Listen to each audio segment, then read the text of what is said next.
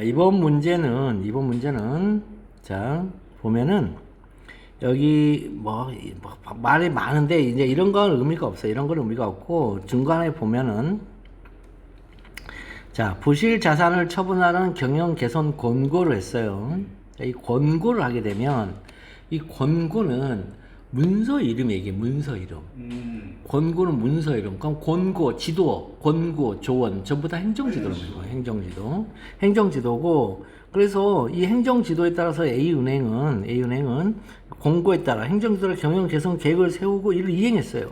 그럼에도 불구하고 이제 경영 상태가 호전되지 않자 금융위원회는 A은행이 경영 개선 계획을 성실히 이행하지 않았다고 보아 금산법 10조 1항 제2호, 동조 제2항 및 은행업 감독 규정 제4조 제1항 제2호, 동조 제2항 제1호에 의하여 권역별 영업소를 통폐합하라! 라는 경영 개선 요구를 했어요. 요거는 강학상 하명이에요. 이름이 통폐합, 요구니까 강학상 하명이죠. 위에서 밑으로 떨어뜨린 요구를 했으니까. 그래서 통폐합하라! 이렇게. 그러니까 이건데, 그래서 이제, 근데 이제 A은행은 막 중간중간 뭐 말 나오는데 이런 거 아무 의미가 없어요. 이런 것들은. 묻는 문제를 보는 게 최고예요. A은행은 경영 개선 공고를 수정을 통해 다툴 수 있는가? 제소기간은 문제 삼지 마라. 요것이 이제 이게 무슨 얘기냐면 이게 하자승계일 때는 제소기간은 도과되었다. 이렇게 쓰고 이렇게 나가죠. 제소기간 하지 마라 이 말은 경영 개선 공고를 통해 다툴 수 있냐 이렇게 나왔으니까 이거 수정의 대상을 이제 물어보는 거거든요. 그러니까 여기서 타입스루 에러를 범하면 안 돼요. 물어보는 문제와 전혀 다른 얘기를 하면 안 되거든요. 자, 한번 봅시다.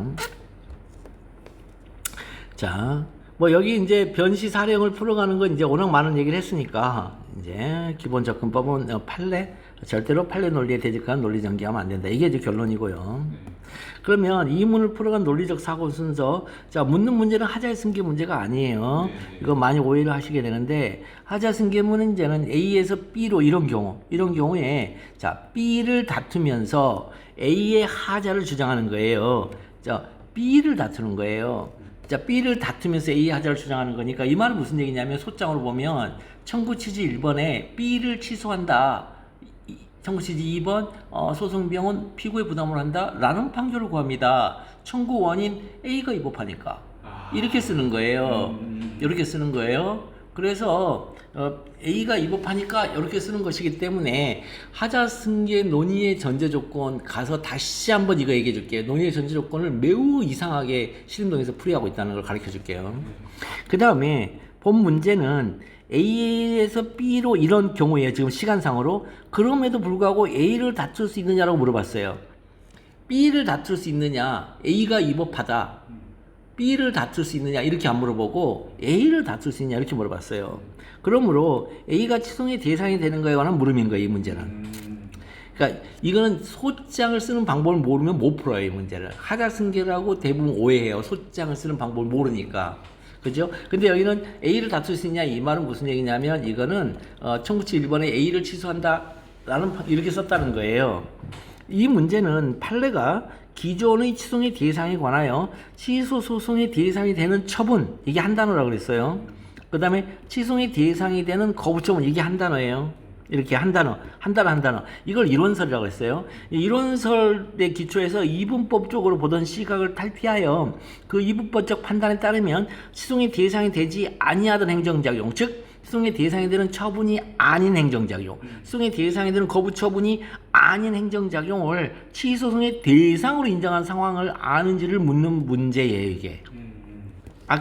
우리가 1교시에 배웠던 취소송의 대상이 되는 행정청의 행위를 묻는 문제. 계속 이거 엄청나게 많아요, 묻는 문제가. 사례형에 모평에서 정말 많아요, 이거.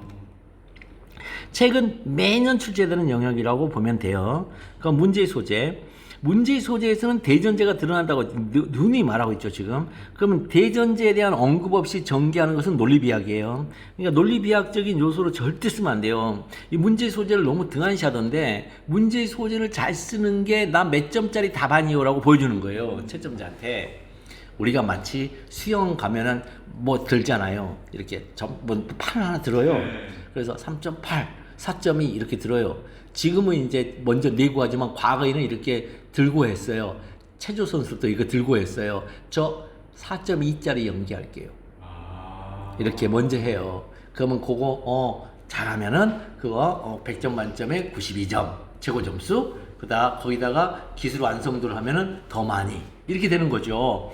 원래 10점 만점 안 되잖아요. 그래서 코마네치라는 사람이 여자가 이산평행봉 마루에서 10점 만점 받은 게 그게 그 체조에 있어서의 코페르니쿠스적인 대전환이라고 그러잖아요. 그게 그 연계 완성도가 너무 완벽해서 더 이상 줄 수 있는 점수가 없다. 그래서 10점을 준 거거든요. 그것처럼 연계 완성도죠. 그래서 김연아가 아사도 마와보다는 낮아요. 아사도 마와가 한 4.2 정도면 김연아는 3.9 정도를 해요. 그러나 기술의 완성도가 너무 넘사벽이에요. 그러니까 항상 점수가 더 높은 거죠. 그러니까 너무 오버한 거죠. 트리플 악셀 뛰지도 못하면서 뛴다 하면서 구성에 넣어놓는 거죠. 그러면 4.2가 되는 거죠. 그러나 그걸 못하는 거죠. 그러니까 그거가 똑같아요. 문제의 소재에서 벌써 나는 몇 점짜리를 쓸 겁니다라고 보여주는 거예요. 그러면 나는 지금 80점짜리 답안 작성을 하겠습니다. 딱 문제 소재 보면 보이는 거예요, 그게. 그래? 그럼 80점 답안 작성 어떻게 한번 볼까 해서, 형식적 일관성이 보여요, 논리 일관성이. 그래서, 인저브, 판례를 봤더니 너무 완벽하게 또 외워서 썼어. 사안포스 봤더니 1대1 대응 관계 너무 자세히 나타나. 그럼 무조건 72점이에요. 그렇게 써요. 네. 자, 그래서 대전제는 99% 법률 규정이에요. 자, 그 다음에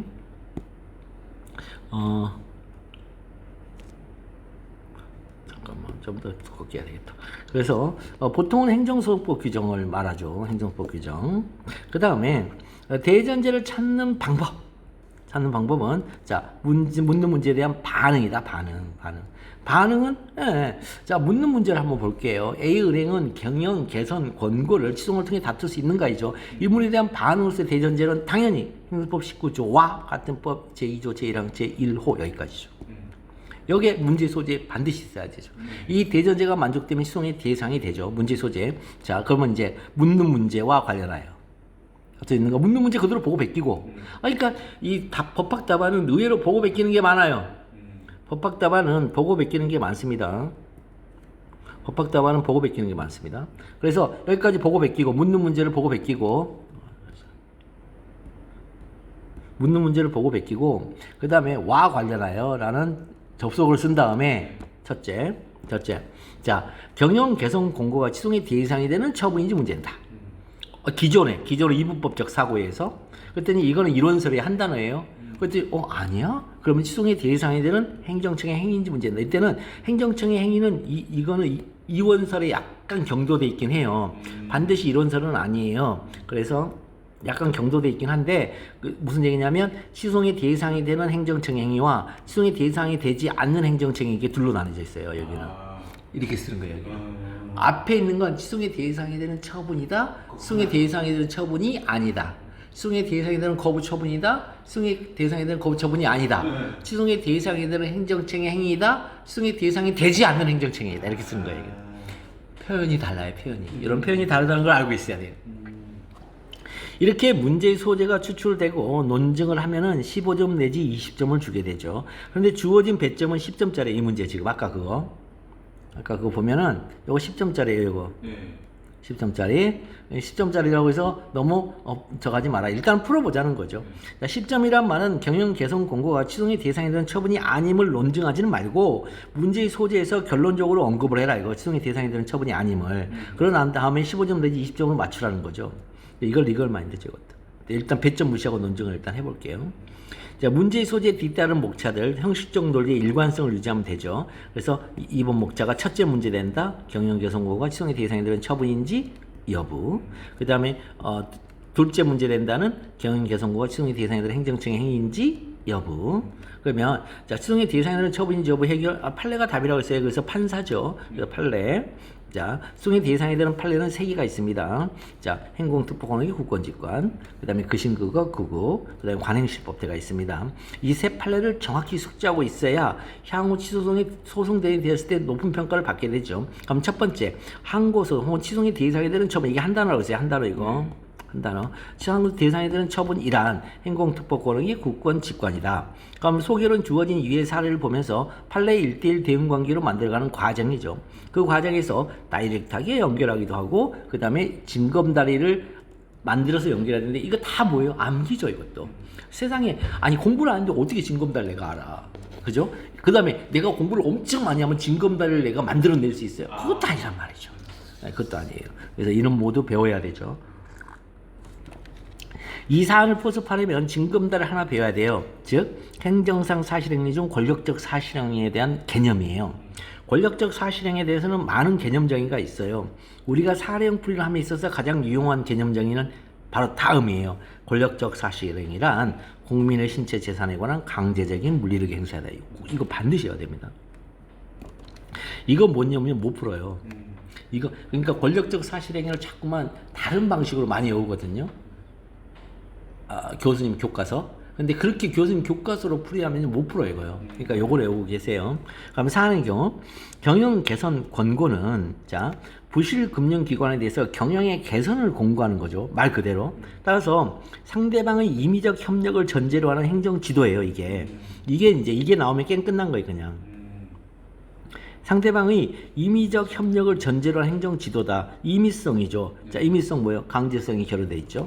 그래서 행정 지도인 경영 개선 권고는 A 은행에 대해 강제적인 물리력의 행사가 아니죠. 이제 임으로 국민의 권리와 직접 관계된 행위가 아니어서 그 다음에 추정의 대상에 드는 처분이 아니다. 뭐뭐 임으로 이어서 이단데 이거는 뭐뭐 임으로 아니어서 아니다 이렇게 나가는 거죠. 예, 노트 개념으로 가는 거죠. 논리학의 이 노트 개념으로.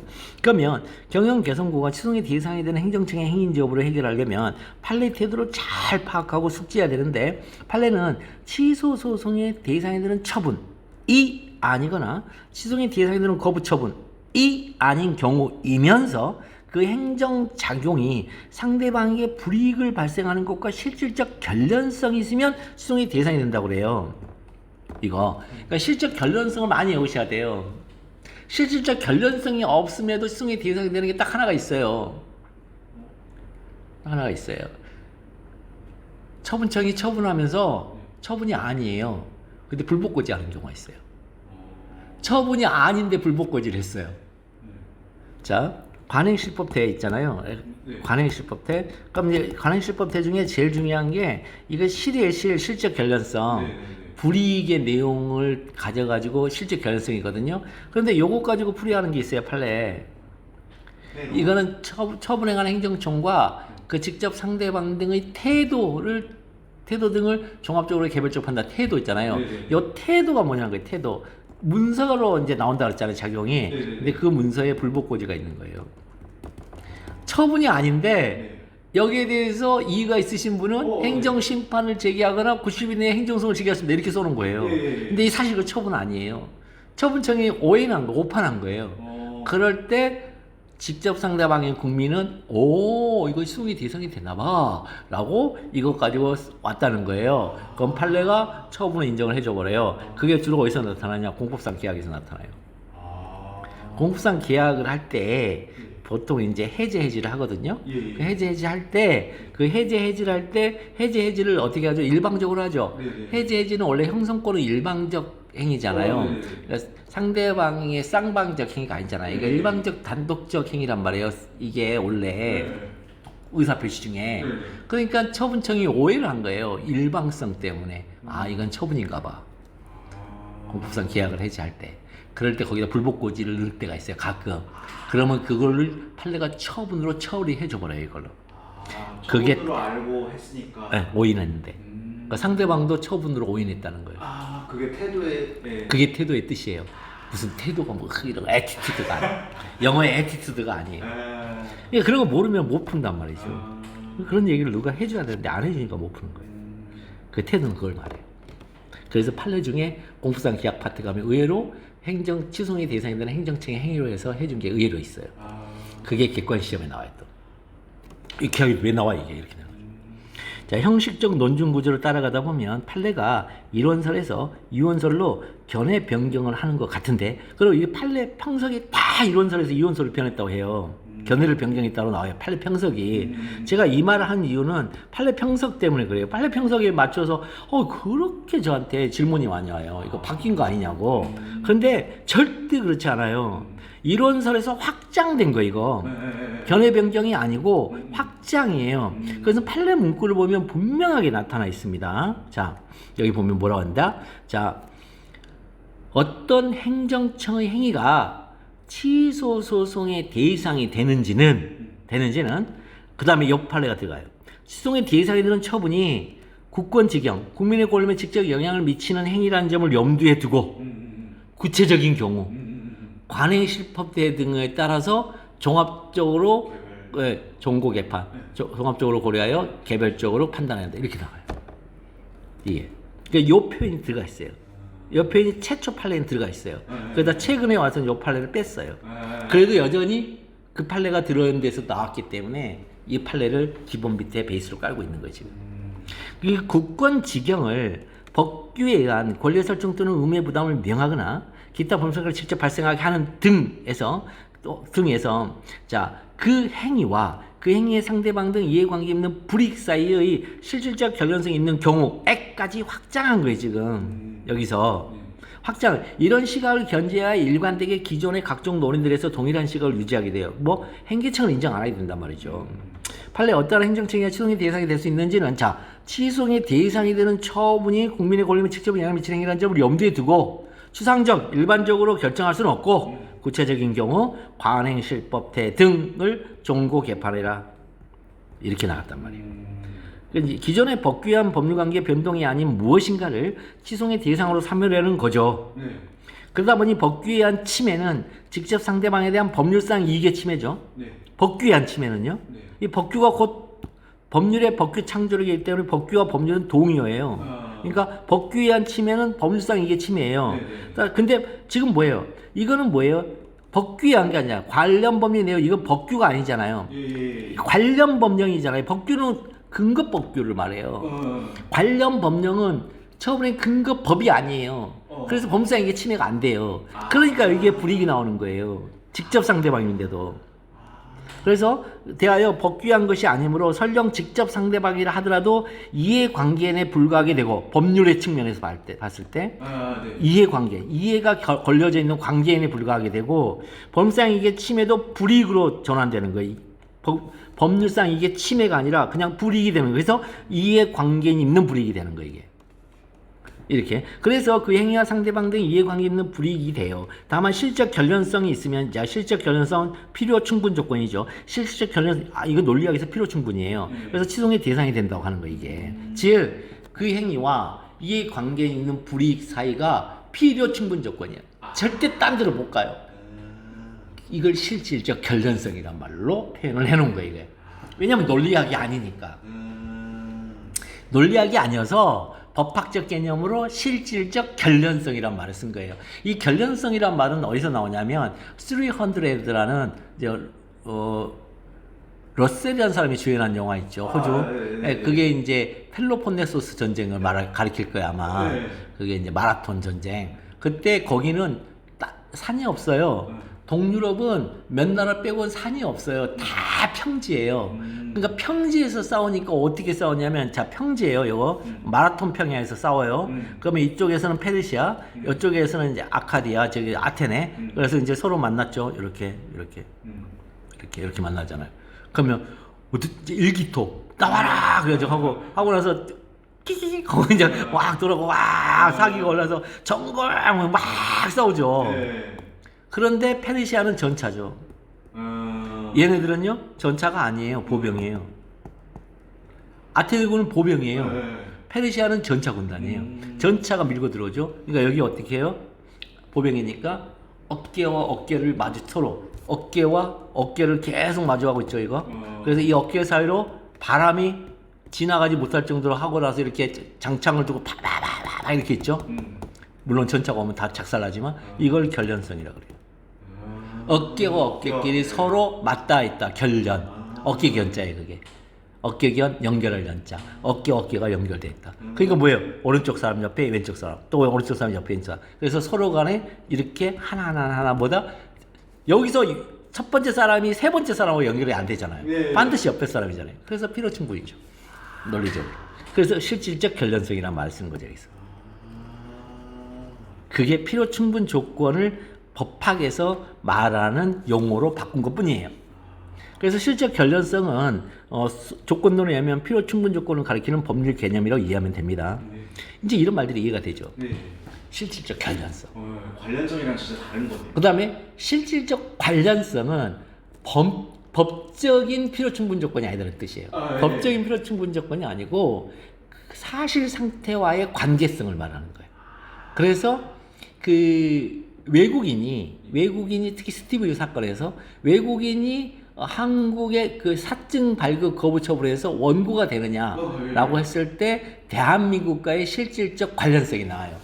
그 대한민국과의 실질적 관련성은 사실 상태거든요. 네. 하나밖에 없어요. 장기간의 체류예요. 장기간의 체류를 가리켜요. 여기서의 장기성은 판례마다 좀 다르게 하는데 어쨌든 3년이에요. 3년 이상. 3년 이상의 장기성을 말해요. 왜 3년을 기준으로 했냐면 외노자들이 한국에 와서 외국 근로기간이 3년이에요. 그래서 그 3년 내에서는 장기성이 아니에요. 그거 넘어가면 장기성이 되는 거예요. 스티브 유 같은 경우는 탄신하셔가지고 26년간을 한국에 살았어요. 26년간. 이제 26살 때 군대 간다니까 그 다음날 군대 갔는데 이제 빤스를 해서 미국으로 도망간 건데 네. 그놈은 절대 한국 오면 안 돼요. 그거는 말도 안 돼요. 그런 애들은. 근데 26살, 26세 때까지 뭐죠? 우리가 이제 민법에서 보면 미성년자일 때는 이제 부모의 동의 없이 할 수 있는 게 이제 5가지 행위 외에는 못 하잖아요. 그래서 그 행위 외에는 이제 부모의 동의를 받아서 해야 되는데 성년이 되면 자기가 이제 법률 행위를 할 수가 있잖아요. 그래서 26년간 체류했다 그래가지고 그게 바로 실적 관련성 있는 거고 그 다음에 성인이 돼서 6년간 한국의 연예계 종사했다. 그러니 거기서 수많은 법률 계약을 했을 거다. 그래서 그게 뭐냐면 법적으로 보호가치 있는 법률관계 형성의 가능성이 있다. 네. 그래서 관형제라고 해요. 관형제. 관련성, 그 다음에 형성의 가능성, 재외동법법의 적용. 관형제. 이관형에 있잖아요. 그래서 관형제가 있는 거예요. 관형제. 그래서 그 법적으로 보호가치 있는 법률관계의 형성의 가능성이 매우 높았다. 그러니까 얘는 원고적 계획이다. 이렇게 얘기해 준 거예요. 그게. 그게 거기서는 실적 관련성이라고 그래요. 그 다음에 실적 관련성이 또 어디서 있냐면 다음에 나오면 얘기할 게 또 있어요. 자, 그 다음에 이 행정작용은 실적 결련성 있는 불이익이 직접 발생하면 국가배상 청구 소송으로 구제받는 것이 종래의 접근법이었어요.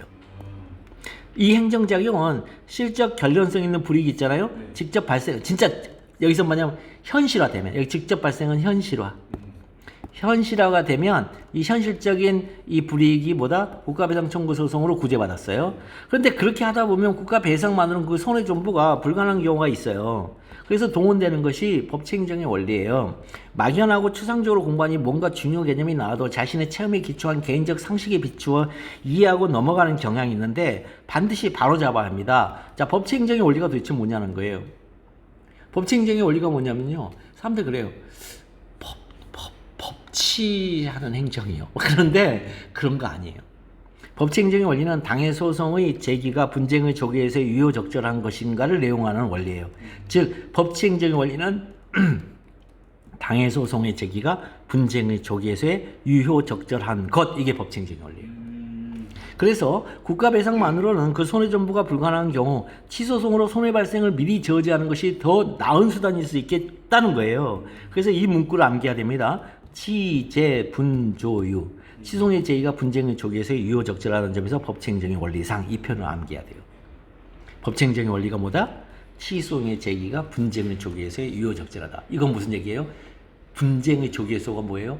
손해가 현실화돼서 국가배상 청구 소송으로 가는 것보다 그 전에 취소 소송으로 이 처분, 그러니까 이 행위를 불이익을 발생시키는 이 행위를 미리 없애는 게 보다 유효적절할 수 있냐는 거예요. 이렇게 넘어가는 거예요. 사안의 경우 이거는 티피컬 이제 앤서예요. 그러니까 전형적 답안 작성법인데, 자, 그 관련 법령의 내용과 취지할 때 관련 법령 이름만 쓰면 돼요. 관련 법령 참조 조문에 있어요. 법률 이름이. 그다음에 그 행위를 써주고, 그 경영 개선 권고 행위를 써주고, 준의 절용적 측면 해놓고 의 우월성을 붙여주면 돼요, 뒤에. 그 다음에, 자, 그 경영 개선 권고와 상대방도 이해관계가 있게 되는, 자, 각종 행정 처분 벌칙 과태료, 자, 행벌과 등의 불이익사의 실적 개연성에서 요거는 공부를 하셔야 돼요. 그 다음에, 자, 취재 분조유. 취소의 제의가 분쟁의 조기 해소에 유효적절한 수단이죠. 취재 분조유 측면에서 법체행정의 원리상 이렇게 붙여주는 거예요. 이거. 그래서 경영 개선 태도는 안 나오죠. 태도는 공법상 기하에서만 나온단 말이에요. 그래서 경영 개선 권고는 시송의 대상이 되는 행정청의 행위다. 자, 사안포섭은 전형적인 글쓰기입니다. typical writing이에요. 고딕체 부분을 암기해서 그대로 쓰면 돼요. 다른 거 쓰면 안 돼요. 뭔가를 설명하려 하면 바로 계속 감점돼요. 아니, 뭔가 이거 설명하라고 하는 순간부터 감점돼요. 뭐 내용과 취지를 설명하려고 붙여요. 감점이에요. 자, 항상 마지막 목차가 있어야 되겠죠. 설문 해결입니다. 묻는 문제에 대한 답을 하는 거죠. 묻는 문제에 대한 반응적 글쓰기로 답안을 작성하였음을 잊지 않았기를 바랍니다. 자, A은행은 경영 개선 공고를 시송을 통해 다툴 수 있는가? 자, 설문 해결. A은행은 경영 개선 공고를 시송을 통해 다툴 수 있다. 네. 자, 답안에 대한 피드백은 안 하겠습니다. 자, 그 다음에 수정 답안 그대로 보고 베끼면 되고요. 그 다음에 메모 후보지 선정 행위 3문. 자, 메모 후보지 선정 행위도 한번 봐볼게요.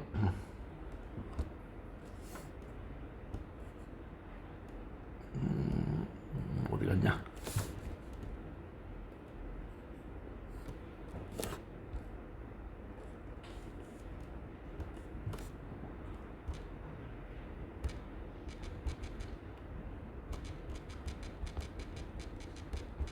메모를 보지.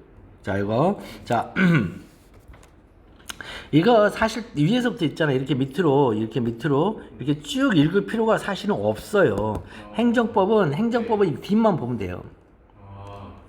딱 물어보는 거. 이것만. 네.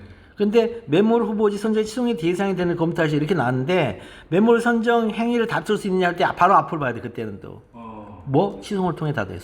항상 소송 형식이 항상 나와야 돼요. 소송 형식이 안 나오면 항고소송으로 가면 돼요. 그러니까 취소 소송 형식이 나오면 시송의 대상이 돼 검토하죠 했는데, 여기 보면은 자, 매몰 후보지. 자, 국가 지방자치단체 책무 의무. 매몰 후보지를 자, 미리 선정하여 관리한다. 미리 선정하래요. 미리. 그 다음에 시행 규칙에 보면 매몰 후보지에 관한 기준이죠. 기준 보면 다음과 같죠. 자, 그랬을 때 자, 좀 국공유지를 그러니까 발생한 해당 장소에 매몰하는 걸 원칙으로 하는데, 매몰 장소로 적합하지 않거나 매몰 장소를 활용할 수 없는 게 해당할 때는 국공유지 등을 활용할 수 있다 이렇게 했어요. 네. 그 다음에 여기가 있잖아요. 여기가 저거죠. 적합한 장소죠. 여기가. 네. 여기가 적합한 장소예요. 이 적합한 장소 이게 뭐예요? 이게 영향권의 범위 내죠. 이게 뭐 환경영향평가하고 유사한 영향권의 범위 내요. 그래서 원고 적격이 있냐 없냐 이걸로 따져 이걸로. 자, 그럼 이제 위를 볼게요. 지금 이게 지금 두 개. 지금 우리가 봐야 될 게, 자, 매몰 대상 가축 등이 발생한 해당 장소냐 이게 첫 번째. 해당 장소냐. 그럼 이거는 권력적 사실행해야 되고, 만약에 국공유이다 그러면 비권력적 사실행해야 돼요. 왜?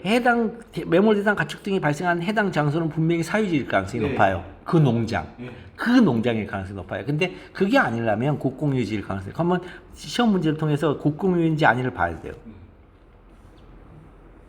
자, 가면 이렇게 이루어지는 것을 하고 있다. 가번시도. 근데 자, 여기 보면 이게 키예요. 공유지예요. 사유지가 아니에요. 그럼 요거 가지고 이제 우리가 풀어보자고. 요거 가지고 푸는 거예요. 너무 쉬워요. 자, 봅시다. 자, 제2문과 동일해요. 풀이법이 배점이 20점이에요. 자, 문제 소재. 자, K 군수의 매몰 선정 행위가 자, 취소의 대상이 되는지 이렇게 물어봤잖아요. 그럼 그 안에 뭐가 들어가 있어야 돼요? 대전제. 대전제를 여기다 넣으면 되죠. 만약에 이 대전제를 여기다 쓰기 싫으면 여기다 넣어도 돼요. 그러니까 K군수의 메모로부지 선정행위가 취소행위 대상이 되는지와 관련하여 첫째, K군수의 메모로부지 선정행위가 행정소송법 제19조와 동법 제2조 제1항 제1호에 의하여 취소행위 대상이 되는 처분이 문제된다. 네. 이렇게 써도 돼요. 근데 그걸 2번 반복해야 돼요. K군수의 메모로 선정행위가 동법 제19조와 동법 제2조 제1항 제1호에 의하여 취소행위 대상이 되는 행정처의 행위인지 문제다. 이거 2번 써야 되니까 여기도 써야 되고 여기에도 써야 돼요. 사실은 이 대전제를. 그러니까 이 대전제를 맨 앞으로 빼서 공통으로 쓰게끔 만든 거예요. 이거 약간의 스킬이죠. 이렇게 하고 그러면 첫째 문제 된다. 메모로보이 선정행위가 취소행위 대상이 되는 처분. 여기 때는 이제 대전제를 쓸 필요는 없죠. 묻는 문제로 이제 쓰면 되겠죠. 왜냐하면 대전제는 문제의 소재에서만 쓰면 되니까 이거 법률 규정 요거만 쓰면 되고 그 다음에 여기 가서 행공특보권의 국권직관. 그러면 K군수의 메모를 선정 행위는 자 공유지에 해당하는 행위다. 따라서 공유지니까 국민의 재산에 대한 물리력의 행사가 아닌 비권력적 사실행위죠. 이거. 국민의 재산에 대한 강제적인 물리력 행사가 아니잖아요. 국민의 재산이 되려면 뭐예요? 사유지가 되잖아요. 그러니까 사유지가 아니니까. 그래서 비권력적 사실행위면 틀림이 없죠. 이므로 국민의 권리 의무에 직접 관계 있는 행위가 아니어서 취소행위 대상이 되는 처분이 아니다. 이렇게 넘어가면 되겠죠. 아니어서 아니다. 이렇게. 그러니까 요 판례로는 아니라는 거예요. 그러면 메모의 선정행위가 취소행위 대상의 행정청 행위인 여부. 자, 여기다가 어떤이란 말을 붙이면 더 좋고 어떤 행정청의 행위가 취소행위 대상이 될 수 있는지는 원래는 자, 취소상정 일반적으로 결정할 수 없고 한 다음에 여기에 사실은 있었어요. 취소행위 대상이 되는 처분이 국권지경이라는 점을 염두에 두고 구체적인 경우에 관행실법태 관행 그다음에 실법 태 등을 종고개판해라. 종고개판 하여야 한다. 이렇게 나가는 거거든요. 그러면 사안의 경우 주어진 설문에 보면 이런 문제 풀 때는 반드시 있잖아요. 참조정원의 법률 규정 줘요. 이렇게. 이거 반드시 준단 말이에요. 이렇게 주잖아요. 그러니까 이렇게 주기 때문에 그걸로 푸는 거예요. 그냥. 엉뚱한 거 쓰는 거 아니에요. 절대로. 그걸로 푸는 거예요. 그걸로. 그래서 자 K군수의 메모로부의 선정 행위는 이제 주어를 써준 다음에 관행시법태 관련 법령이 가축전염병 예방 법령 금방 나왔잖아요. 의 내용과 취지. 그래서 관련 법령의 내용과 취지인데 요걸 써준 거잖아요. 그 다음에 그 행위 메모로보지 선정 행위의 준회절용적 측면 여기까지 써주고 의 우월성 이렇게 써주잖아요. 그 다음에 메모로보지 선정 행위와 이에 관계 있는 불이익이 이거죠. 요걸 외워야 된다. 농수로서의 부적합할 수 있는 우려와 보건상 이외의 우려. 불이익. 네, 불이익이죠. 라는 불이익 사이의 실질적 결연성. 그 다음에 취재 분조유. 취재 분조유. 취소의 제의가 분쟁의 주기 유효 적절한 점에서 법칙행정의 원리상에까지 딱 한 글자. 이렇게. 그 다음에 취소의 대상이 되는 행정처행위다. 이렇게 쓰면 된다. 너무 쉽잖아요. 그러니까 막연하게 쓰는 것보다 이렇게 그 답안 작성법에 따라서 그냥 쓰면 돼요. 설문 해결. K군수의 메모를 선정행위는 취소의 대상이 된다. 답안은 전혀 다른 방식으로 작성되어 있었다. 피드백 점수가 없죠. 법학 답안은 말로 하는 수학이죠. 수학 답안이므로 치밀한 논리 전개가 곧 풀이법인데 이 치밀한 논리 전개를 이 수험생에게 떠넘기면 안 돼요. 수험생이 떠넘기면 안 되고 강사가 판례 논리를 그대로 답안으로 재구성해서 외우게끔 하는 게 맞는 거예요. 그게 풀이법이에요. 그래서 끝까지 잘 보고 베껴서 암기한 다음에 시험장에서 쏟아부으세요. 반드시 고득점입니다. 이렇게. 자, 오늘 준비한 건 여기까지인데 일단 여기서 끝내고요.